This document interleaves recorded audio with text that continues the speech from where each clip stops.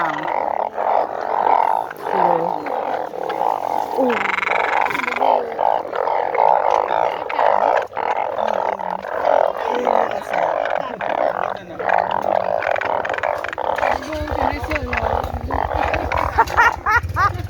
โอ้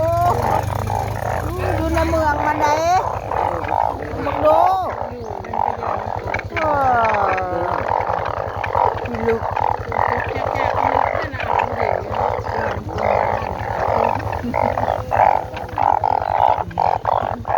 กระตันเสียยางไปกระไดอื่นมาก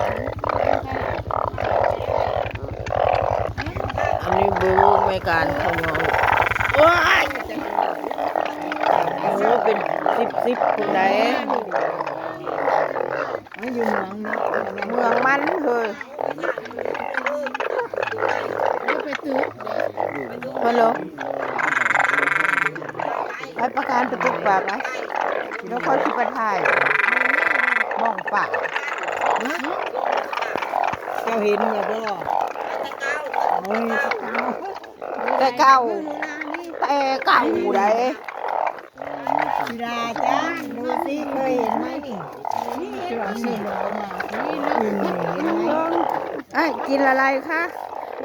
กินอะไรนูจีดอีกินสั่งกินอะไรกินบ่นี่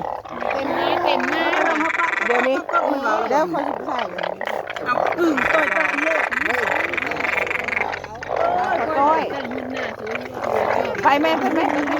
ป่าละไปแม่แดงไปประกันไปน้อยพลน้อยมันลีได้นักครูก็มาแล้วไอ้นักครูได้บาทเลยมันว่ากิโล200บ้าบอภัยจะขาย200มันเลิกขายแล้ว200นะไปกันหน่อยเดียวก่อนโอ้ยเดี๋ยวนี้ก็น้ำดีมันเลี้ยงอยู่แต่คงขับอยู่บ่แพ้น้องคนจุกน้องไม่นะเลยเนาะเอาวันถึงไปบ่เก็บเขียดน้อยเก็บเขียดน้อยเลยเนาะแรกแต่คนไปนะมันยุดช่วงเล็กน่ะพอออกไปพอจะฮอดให้ตะปานน่ะผมยุดส่งมาเลยมาพอดีไปนั่งเถียงตะปานผมไม่เรื่องจ้าก็ลุกจักให้ตะปานหน่อยนึงแล้วคอยว่าทั้งนี้หน้ามันหลายก็ต้องลุยจ้างถึงกระดานหวยไปทำถึงหน้าให้ลงมาเตะคนนี้ไปเลยรถอื่นรถมาที่นี่ให้เต็มเยอะน้ำถึงเนื้อ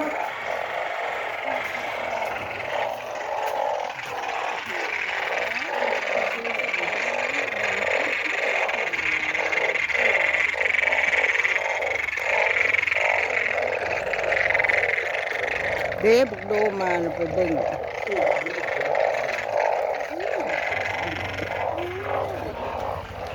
บรรยากาศวันนี้ฝนก็จะตกกลางวันนะ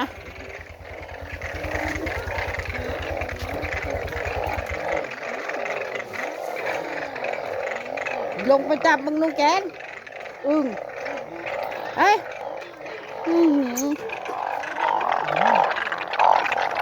เสียงมันม่วนเลย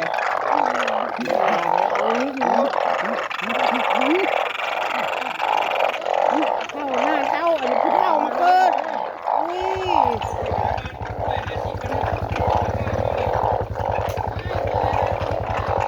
150เขาขายน้ำมุกโลเขาขาย200คูชิ้นหัวคูดิ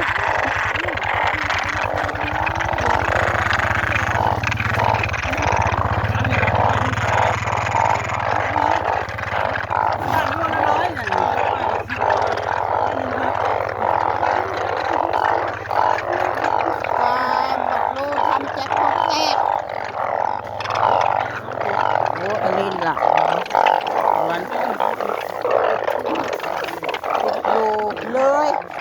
นะ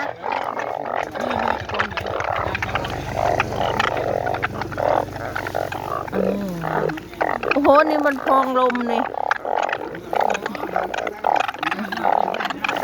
พองลม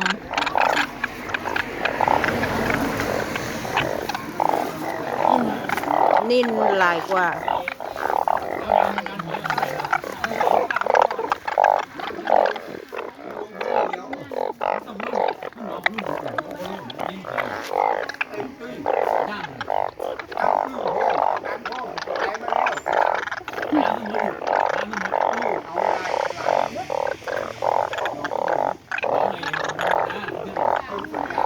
เห็นบ่อึ้งนะทำเห็นบ่อึ้งเห็นอึ้งบ่ผู้นางจะหาว่ามา ไป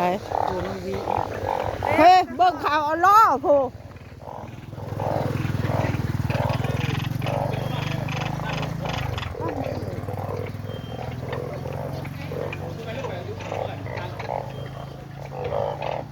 โอเคค่ะ ขอจบคลิปแค่นี้นะคะอย่าลืมกดไลค์กดแชร์กดติดตามคุณยายด้วยค่ะขอบคุณค่ะไปแล้ว